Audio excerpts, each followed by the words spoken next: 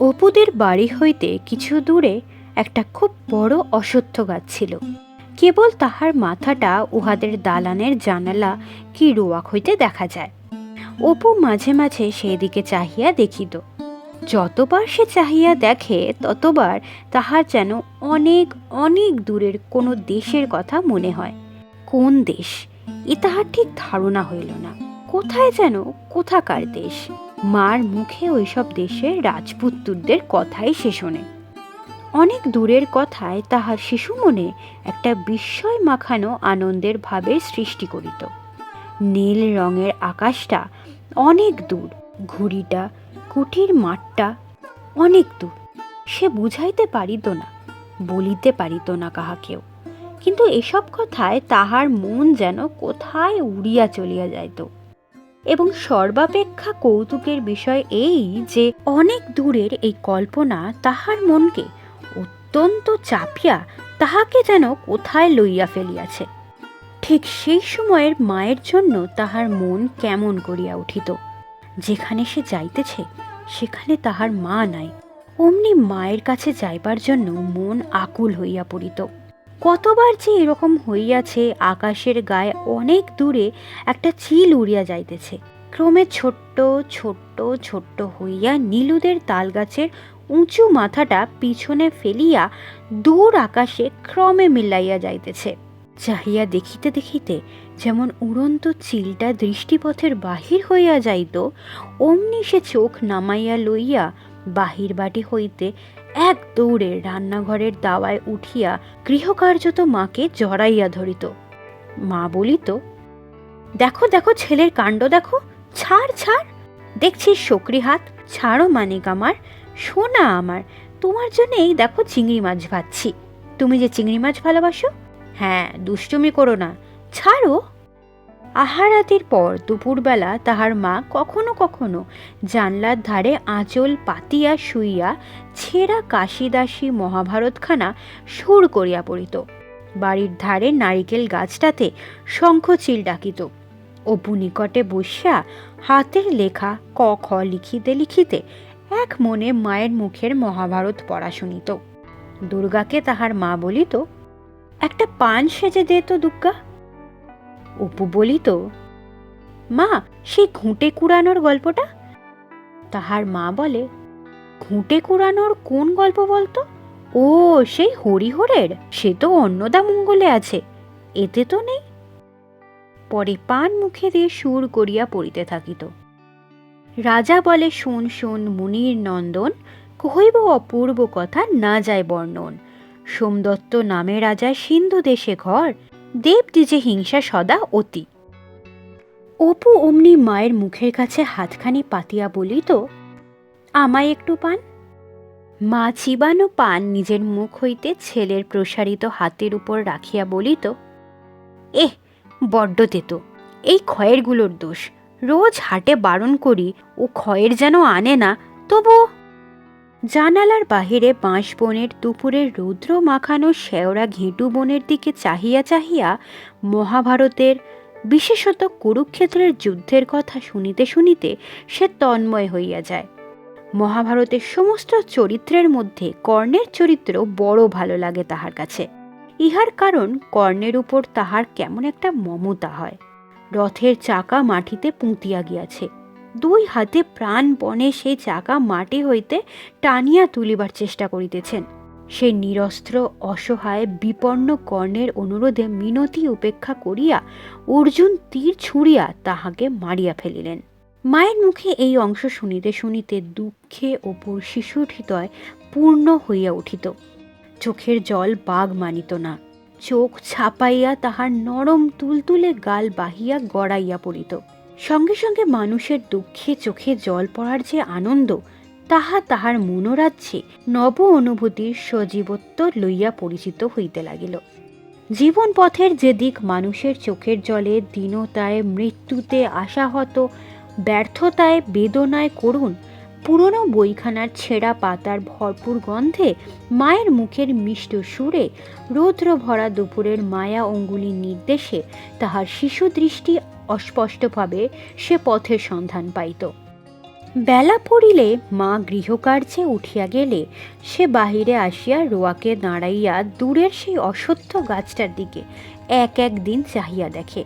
হয়তো কড়া চৈত্র বৈশাখের রৌদ্রে গাছটার মাথা ধোঁয়া ধোঁয়া অস্পষ্ট, নয়তো বৈকালের রাঙা রোদ অলসভাবে গাছটার মাথায় জড়াইয়া আছে। সকলের চেয়ে এই বৈকালের রাঙা রোদ মাখানো গাছটার দিকে চাহিয়াই তাহার মন কেমন করিত।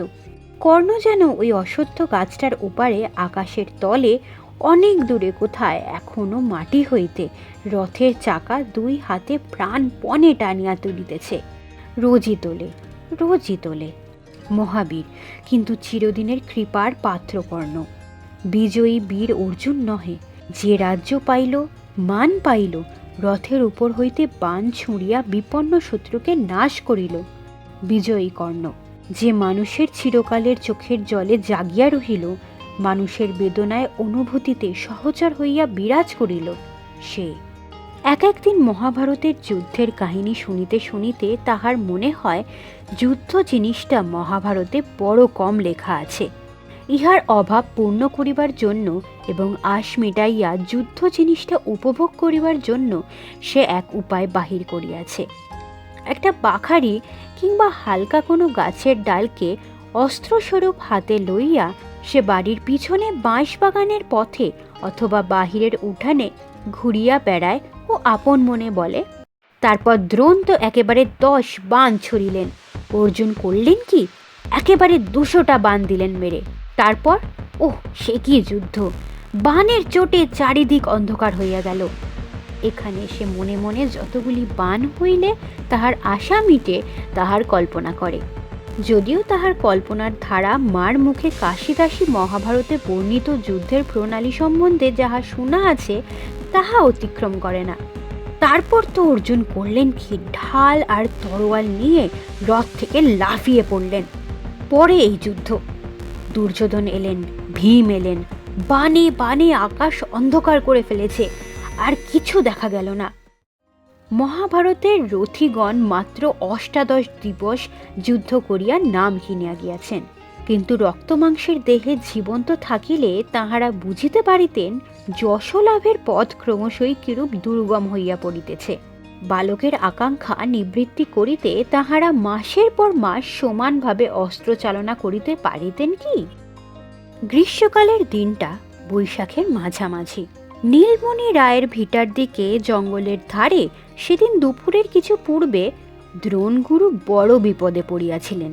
কপিধ্বজার রথ একেবারে তাহার ঘাড়ের উপরে। গাণ্ডীব ধনু হইতে ব্রহ্মাস্ত্র মুক্ত হইবার বিলম্ব চক্ষের পলক মাত্র। কুরু সৈন্যদলে হাহাকার উঠিয়াছে। এমন সময় শেওড়া বনের ওদিক হইতে হঠাৎ কে কৌতুকের কণ্ঠে জিজ্ঞাসা করিল, ও কি রে অপু?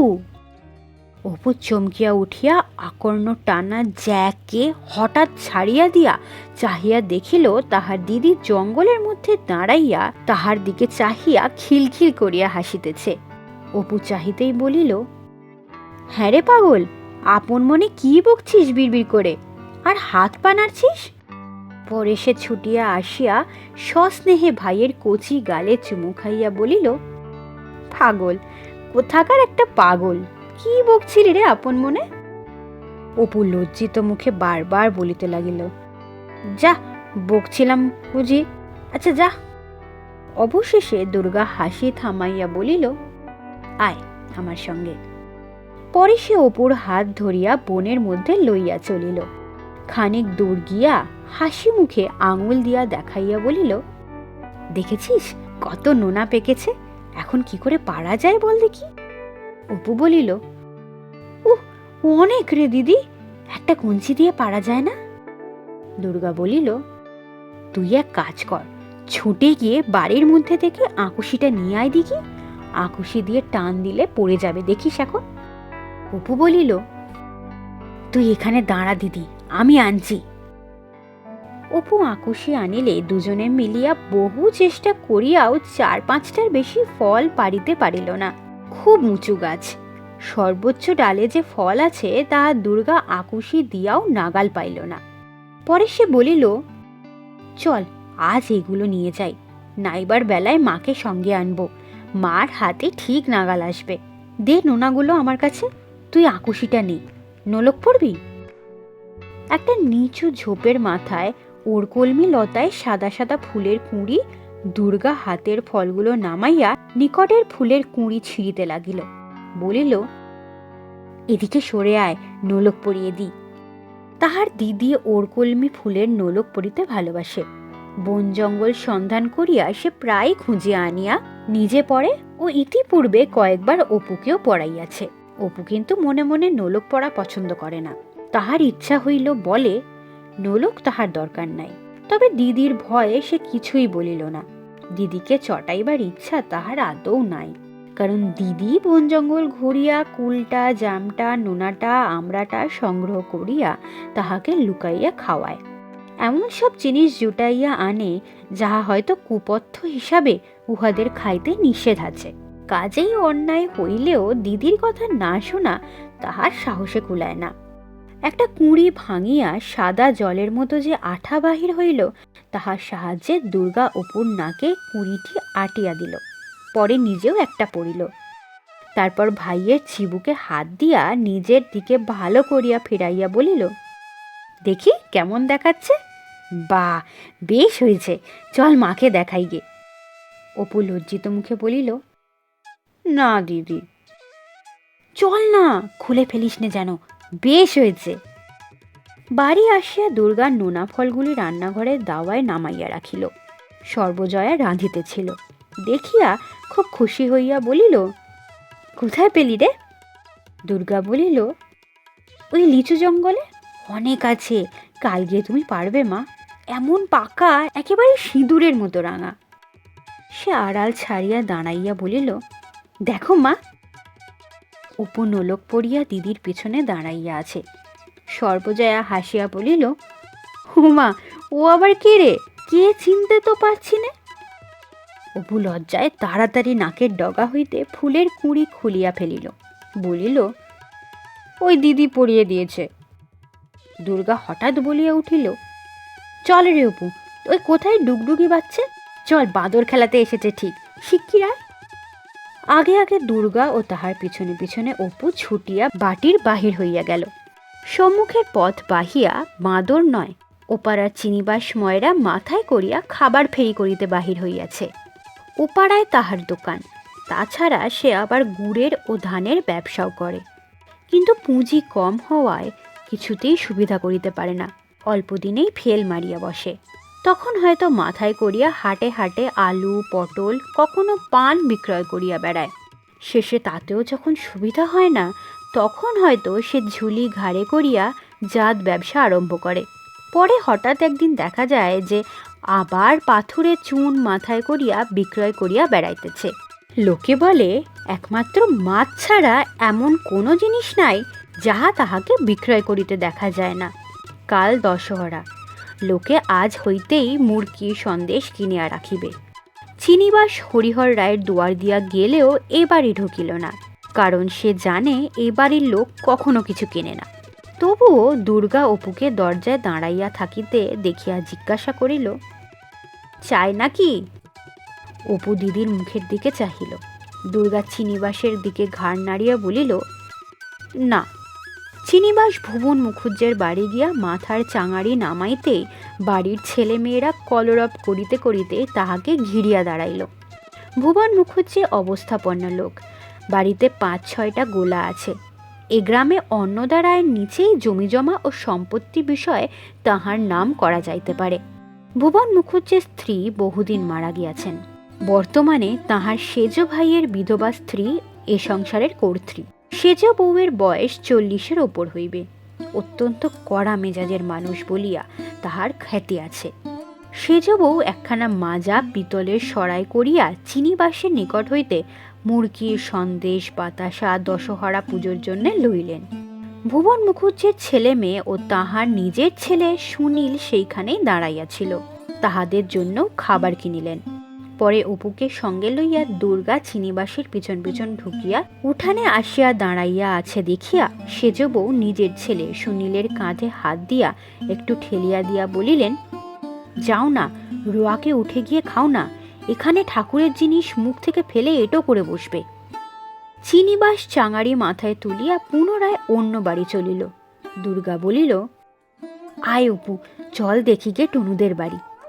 ইহারা সদর দরজা পার হইতেই সেজ বউ মুখ ঘুরাইয়া বলিয়া উঠিলেন, দেখতে পারি নে বাপু, ছুরিটার যে কি হ্যাংলা স্বভাব। নিজের বাড়ি আছে, গিয়ে বসে কিনে খেগে যা না, তা না, লোকের দৌড় দৌড়, যেমন মা তেমনি ছা।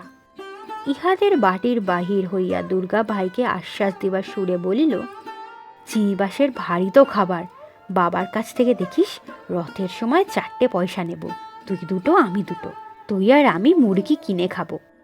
খানিকটা পরে ভাবিয়া ভাবিয়া অপু জিজ্ঞাসা করিল, রথের আর কতদিন আছে রে দিদি?